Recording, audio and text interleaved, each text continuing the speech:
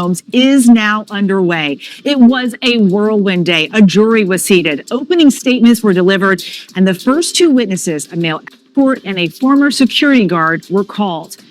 But once the opening statements began, Combs was much more dispassionate. At one point, as a man who says he was paid to have sex with Cassie Ventura while Sean Combs sat in the corner meditating, Combs pushed his chair away from the defense table. His arms went down and he crossed his legs, listening impassively to all of this. At that point, when the male was testifying, his daughters left the room. Hey, Cassie, how are you? How do you feel about all the allegations with Diddy going on right now? Do you feel justice is being served right now? Y'all, the Diddy trial has just begun, and the courtroom barely made it past opening statements before a major twist shocked everyone. Cassie's name, once associated only with sympathy, was suddenly at the center of unexpected allegations. According to the prosecution, Cassie may not have been just a victim.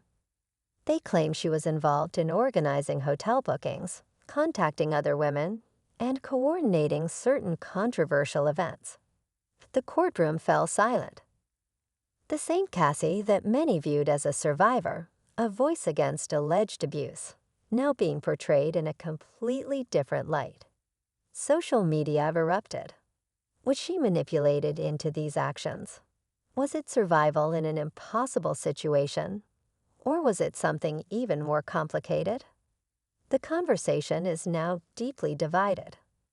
Before federal investigations, before the lawsuits, there were whispers of private gatherings, luxurious on the surface, but now described by some as emotionally damaging beneath the glamour. And at the heart of these claims, Cassie Ventura's name keeps coming up. Diddy's legal team suggests Cassie played a much bigger role than previously believed, booking locations, coordinating details, and following specific directions. But Cassie's side tells a different story, that she was young, vulnerable, and under immense pressure. According to her legal filings, she describes being signed to a music deal as a teen and quickly pulled into a lifestyle she couldn't escape. What some call parties, she describes as moments of pain. So now, as the trial unfolds, the world watches.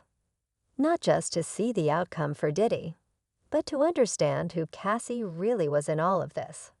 A victim, a participant, or both. Only time and the evidence will tell. But once the opening statements began, Combs was much more dispassionate. At one point, as a man who says he was paid to have sex with Cassie Ventura while Sean Combs sat in the corner meditating, Combs pushed his chair away from the defense table. His arms went down and he crossed his legs, listening impassively to all of this. At that point, when the male escort was testifying, his daughters left the room.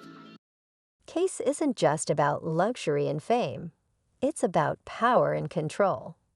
Sometimes the situations involved just one individual, sometimes more. Allegedly, there were times Cassie made the selections, and other times it was handled by others in the inner circle. What she reportedly received in return wasn't love or protection, but material gifts that, in her own words, felt more like chains than rewards. When it wasn't about private events, there were other troubling moments. One widely circulated video from a Los Angeles hotel shows an altercation between Cassie and Sean Combs, which sparked renewed public attention. Allegations arose that Cassie had tried to leave a situation involving another individual, and things escalated. That's what was caught on camera, but it's the unseen moments that now haunt the courtroom and public conversation. Cassie's legal claims include incidents of emotional abuse, manipulation, and threats, including being made to carry objects to serve as constant reminders of control. These details have painted a chilling picture of her experience behind the scenes. But now, a controversial twist has shaken everything. In court, it's being alleged that Cassie was not just a passive participant, but at times an active coordinator.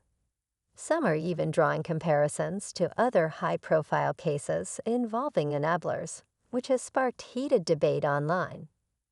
Was Cassie manipulated into participating?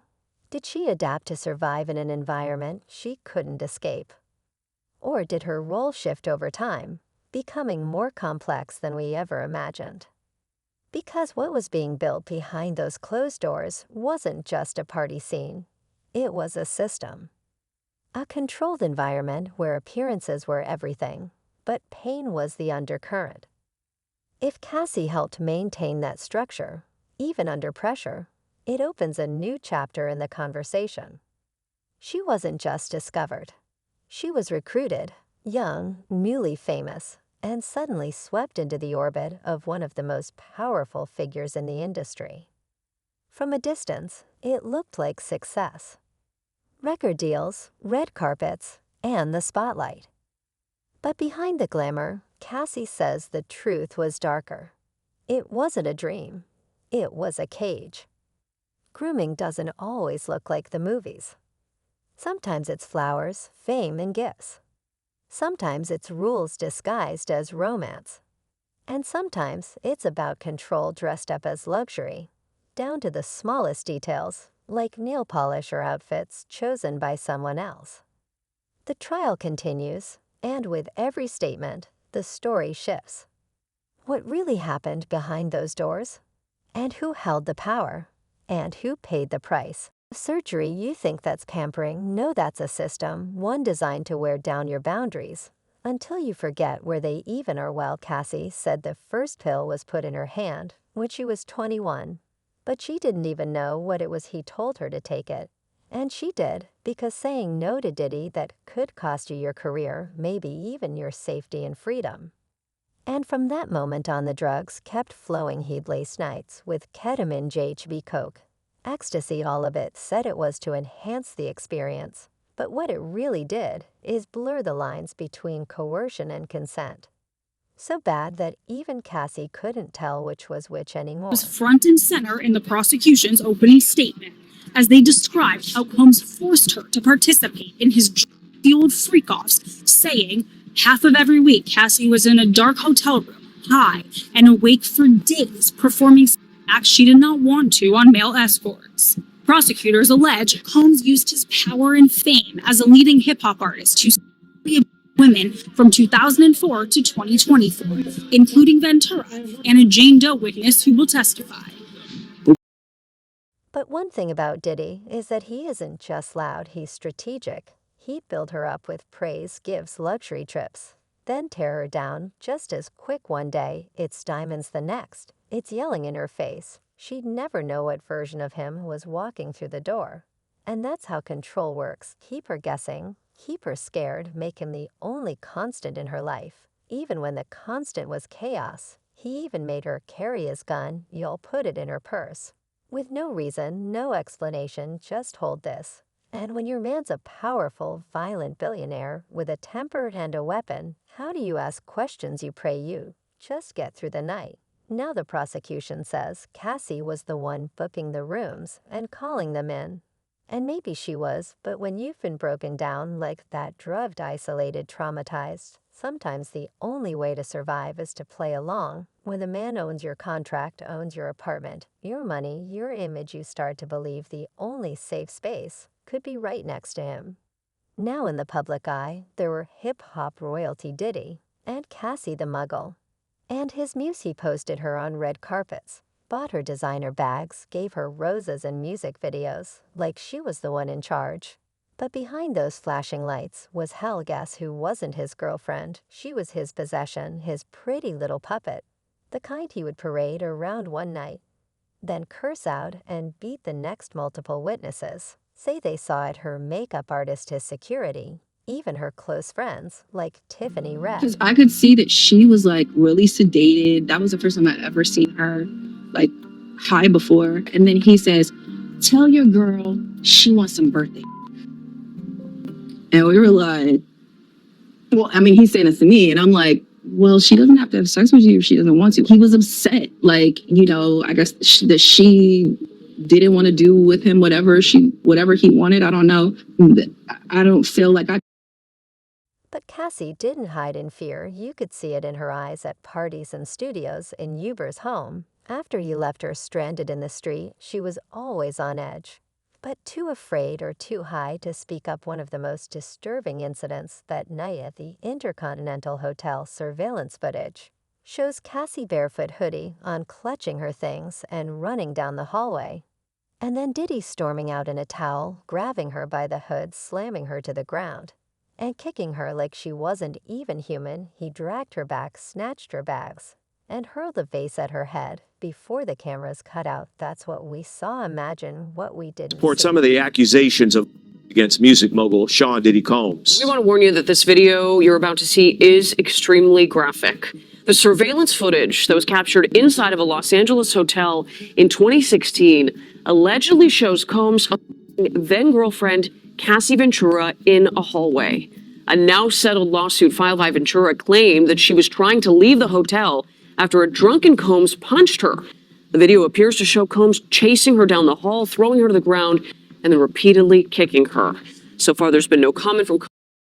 And yet the next day, he's posting love songs on Instagram, crooning about a heartbreak, acting like that was the pattern of in private affection in public, and everybody around them playing along like it was just a celebrity drama. But Cassie even had to hide her injuries. Diddy once FaceTimed her and told her to cover up her bruises because his son was in the room. And that's the level of control he had. Not don't hurt her, but don't let anyone see. I did. Still, she stayed for a while. But in 2023, something in her shifted. Maybe it was motherhood. Maybe it was finally being safe. Either way, she did what no one thought she would. She filed that bombshell lawsuit, laid it all bare, the Freakoffs, the beatings, the control. And that brave move cracked the whole thing wide open. Within days, more women stepped forward. Then the feds got involved. 63 lawsuits and counting, raids on his mansions, a private jet gone dark. And now Diddy, the untouched mogul, is sitting in court in full gray, watching his kingdom collapse, all because one woman finally said enough. Now, here's the tough part. Everyone who worked there, the assistants, the chefs, the stylists, the bodyguards, they all knew. They saw Cassie come down those grand staircases with bruises on her face and fear in her eyes. They heard the screams. They heard the Freakoff prep list being whispered, like catered orders, baby oil check, designer lingerie check, male escorts booked, and flew out. Well, hundreds of folks were involved in Diddy's dirty stuff. But none of them said a word, because speaking out against Diddy wasn't just a risk, it was a death wish. He made sure of that. He told them, plain as day, you want to die today. And that was what one former employee claims he said after catching someone trying to help Cassie leave. Another one, a former Danny Kaine member, swore in court that Diddy once choked Cassie in front of the whole dinner table, then smiled and kept eating like nothing happened. Daniel Phillips, the male escort who just testified against Diddy yesterday, said, my thoughts were that this was someone with unlimited power, and chances are that if I did go to the police, I might still lose my life. It would have seemed that D was untouchable enough to have IV drips ready after Freakoffs, untouchable enough to have assistants rehearse their testimonies before interviews, untouchable enough to make everybody scared, even the ones with money, names, and followings. That's how deep the control ran. And that's why nobody stepped in. But now the bubble has burst, and the internet is ripping Queso's halo clean off of her head. See the lawsuit first dropped, folks were rallying behind her.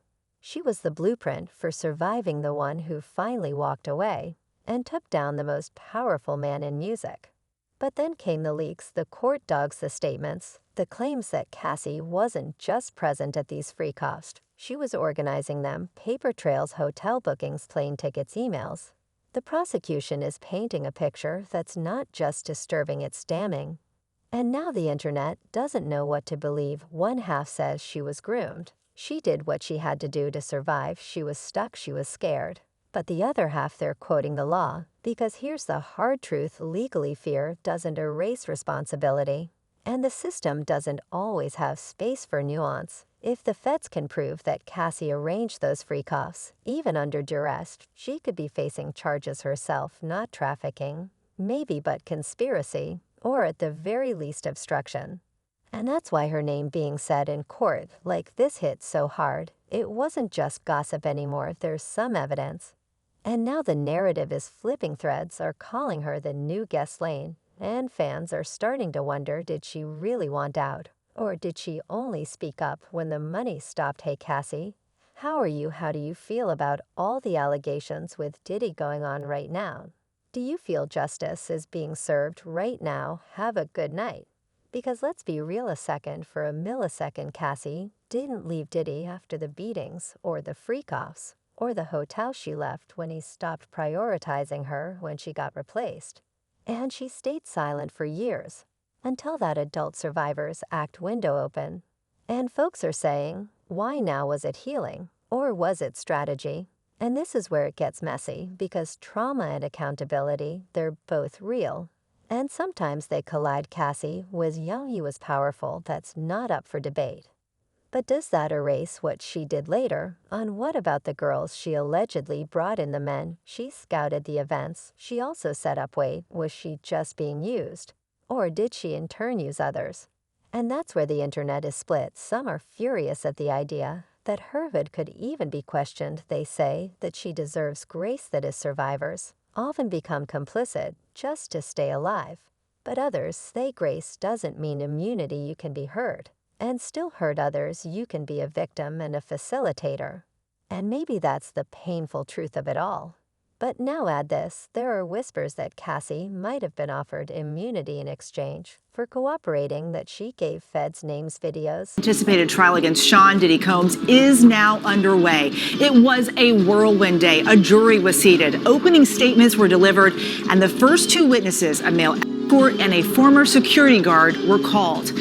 But once the opening statements began, Combs was much more dispassionate. At one point, as a man who says he was paid to have sex with Cassie Ventura while Sean Combs sat in the corner. Combs pushed his chair away from the defense table.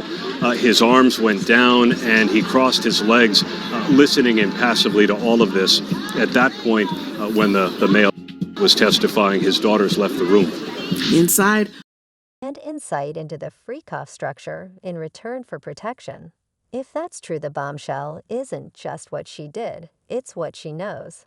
And what if she doesn't talk? What if she's protecting people even now? Because not only is she loyal, but that she's also scared.